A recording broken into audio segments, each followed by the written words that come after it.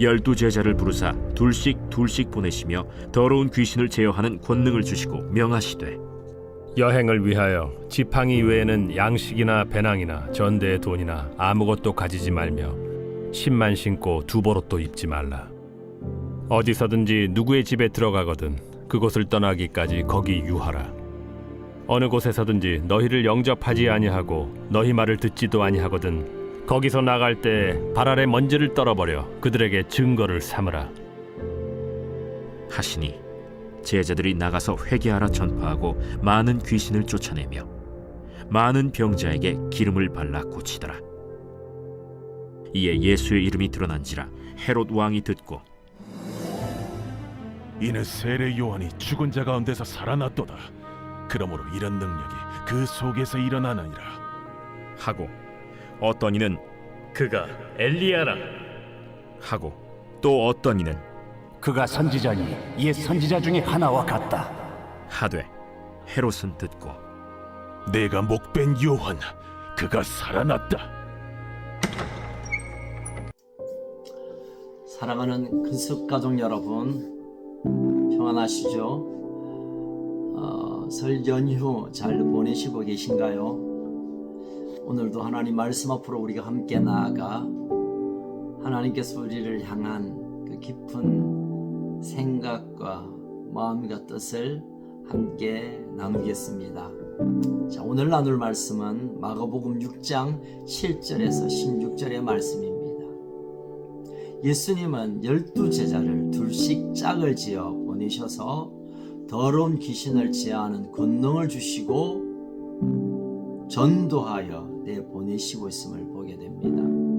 둘씩 보내었다는 것은 서로 돕고 협력하여 동력함으로 맡긴 사명을 잘 감당하기 위함이겠죠. 자, 그런데 전도하러 내보내실 때 지팡이 외에 양식이나 배낭이나 전대의 돈 아무것도 가지지 말고 신만 신고 옷도 2벌 아니 1벌만 가지고 떠나라고 합니다. 다시 말하면 전도하면서 생활에 필요한 것들을 챙기는 일에 관해 신경 쓰지 말라는 것입니다. 어디든 하나님께서 먹이시고 입히시고 또 어떤 집을 통하여 섬김을 받게 될 거니 하나님의 온전한 신뢰 가운데 하나님의 말씀 가운데 그 집에 머물라고 당부하고 있습니다. 그리고 제자들은 병을 고칠 때 병자에게 기름을 발라 고치게 하셨습니다. 당시의 이 기름은 올리브유겠죠. 감람유, 상처를 치료하는 데 쓰는 약이기도 합니다. 그래서 제자들의 사역은 단순한 영적 권능으로 병자를 고치고 귀신을 쫓아내는 것뿐만 아니라 그들을 돌봄의 사역까지 행해야 한다고 말씀하고 있는 것이죠. 그리고 그의 모든 이 선교 사역에 관해 하나님의 인도하심과 필요를 채워주심을 온전히 신뢰하라고 말씀하시면서 혹시라도 복음을 전하는 제자들에게 영접하지 않고 거부한다면 그곳에 나오면서 발 아래 먼지를 떨어버려서 증거를 삼으라고 말씀하십니다. 복음을 전하되 그 복음을 받아들이지 않는다면 복음을 듣지 않는 거절한 사람의 그 결과의 몫은 그가 책임진다는 것이죠.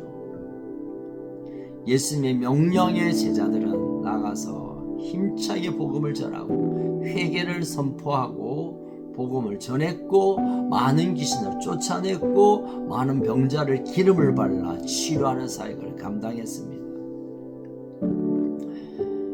제자들은 그동안 예수님께서 하신 그 복음 선포와 귀신을 쫓는 사역과 병자를 고치는 사역을 옆에서 지켜보았을 것입니다. 이제는 예수님이 그 제자들에게 그들이 직접 그 일을 감당할 수 있는 기회를, 훈련을 허락하신 것이죠. 왜냐하면 나중에 예수님께서 이제 십자가에서 돌아가시고 부활하신 후 성천하시게 되면 제자들이 이 복음을 전해야 하고 능력을 드러내야 하고 또 실제로 하나님의 일을 감당해야 했기 때문에 훈련 차원으로 또는 앞으로 제자들이 어디로 삶을 방향을 두고 살아야 할지를 보여주는 내용이 아닌가 생각됩니다. 그리고 이 복음 전도는 또 능력 행함은 치유와 돌봄은 우리에게도 맡겨진 사역입니다.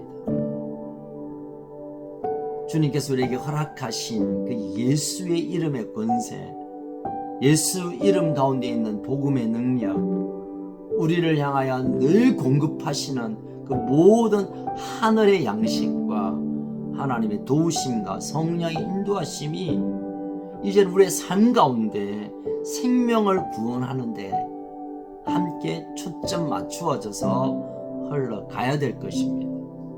주님의 가르치심과 그의 능력과 그리고 그의 말씀 앞에 깊은 체험 그리고 그 훈련 결국은 또 다른 자를 전하고 믿게 하고 일으켜 세우는 데까지 우리의 삶의 방향이 우리의 삶의 목적이 세워져야 된다는 것을 오늘 우리에게 말씀하고 있습니다. 자, 예수님께서 행하셨던 이 이적과 놀라운 가르침에 대해 온 이스라엘에 소문이 퍼지기 시작했습니다. 야, 예수님이 이런 일도 하셨단다. 아니 이런 천국의 복음을 전한다. 우리가 많은 랍비의 얘기를 들었지만 차원이 다른 얘기를 하시는 것 같다. 말씀만 기가 막히게 하는 것이 아니라 실제 능력이 나타났다 하더라. 이런 많은 소문들이 하나님의 백성 이스라엘의 마음을 흔들었다라고 성경은 기록하고 있습니다. 그럼 이것은 예수님과 그의 제자들에게만 끝나는 사역이 아니라 우리를 통해서 하나님에 대한 소문, 예수님에 대한 그 소문, 하나님의 나라에 대한 소문이 전해지기를 주님은 원하신다는 사실을 기억해야 할 것입니다. 자, 이 소문 때문에 갈릴리 또 베레아 지역을 다스렸던 헤롯 왕이 긴장하기 시작합니다. 왜냐하면 헤롯은 자기를 죽인 세례 요한이 다시 자기가 죽인 세례 요한이 다시 살아났다고 생각했기 때문에 복수에 대한 두려움이 그에게 음습해 왔습니다. 큰일 났다. 내가 불법적으로 죽여버렸던 그 세례 요한이 다시 태어나 다시 살아나 지금 이 소문을 타고 내게로 다가오는 건 아닌가 라는 정말 그 두려움의 이유도 안 되는 이유 속에 갇혀 있음을 보게 됩니다. 오늘 본문을 통하여 우리가 기억해야 할 것은 두 가지입니다. 한 가지는 믿음의 사람은 예수의 이름을 드러내는 사람이어야 합니다. 내가 예수 믿고 내가 구원받고 거기서 끝이 아니라 예수님을 알고 예수님을 경험하고 인격적으로 만났다면 예수님이 하셨던 일 또 우리에게 허락하셨던 일을 행함으로 드러냄으로 살아가야 할 것입니다. 그 권위가 우리에게 주어졌고 또 우리에게 사명이 부어졌다는 것을 늘 붙들고 살아가는 우리 가족 되기를 원합니다. 또 한 가지는 명절을 지나면서 우리 올해 못 만났던 가족들, 친지들 만났을지 모르겠지만 그들에게도 하나님 나를 보내시고 있다는 사실을 기억해야 합니다. 누군가가 그들에게 전하겠지가 아니라 내가 알고 있는 그 사람은 나를 하나님이 파송하셨다라는 이 기억을 하면서 기회가 있는 대로 생명을 전하고 말씀을 전하고 하나님의 나타나심을 드러내고 예수의 이름의 권세를 함께 나누는 그런 일들이 드러나야 될 것입니다. 이번 명절 쉼을 통해서 하나님의 평안을 경험했다면 다시 우리가 사명의 자리에 일어나는 은혜가 오늘 하루 우리 가운데 일어나기를 주의 이름으로 축복합니다. 살아계신 하나님 아버지 감사합니다. 이제 예수님의 때가 얼마 남지 않음을 아시고 제자들을 통해 예수님이 하셨던 그 모든 복음을 전하고 하늘의 나라를 선포하고 그 권세와 권위의 능력으로 귀신을 쫓으며 치유하는 사건들을 제자들에게 경험하고 훈련하고 있음을 보게 됩니다. 이것은 곧 우리를 향하신 주님의 계획인 줄로 믿습니다. 우리가 이미 믿고 있는 이 예수 이름의 권세, 우리를 통하여 드러내시기를 원하시는 하나님의 마음, 날마다 부어주시는 성령의 기름 부음, 이 모든 것들로 생명을 구원하고 하나님 나라의 소문을 널리 드러내는 우리의 삶이 되게 하여 주옵소서. 이 명절 연휴 기간에 흩어져 있던 우리 모든 컨셉 가족들 어디 있든지 간에 이 사명의 자리를 기억하게 하시고 하나님의 붙드심과 그 사명으로 달려가는 우리 가족들이 되게 하여 주옵소서. 안전하게 돌아오게 하시고 또 돌아와 다시 우리가 사명으로 달려가는 이 놀라운 은혜가 오늘 우리 하루 가운데 부어지게 하여 주옵소서. 주님 감사합니다.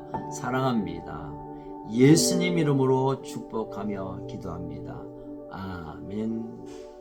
여러분 오늘도 승리하는 하루 되고 혹시 멀리 계시면 안전하게 돌아오시기를 축복합니다.